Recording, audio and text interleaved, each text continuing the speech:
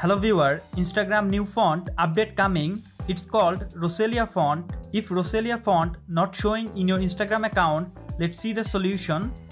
Open your Instagram app. Now click on your Instagram profile icon from the lower right corner. Now tap on three line from the top right corner. Scroll down and find out help. Go to help. Tap on report a problem. Now click on report. Now don't include and continue.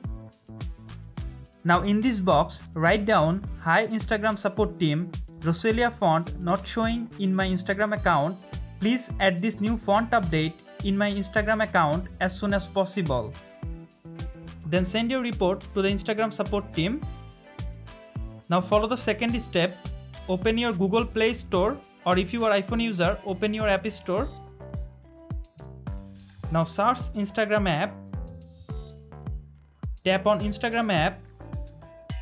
Scroll down so you can join Instagram beta program, so that you will see new feature before the public does.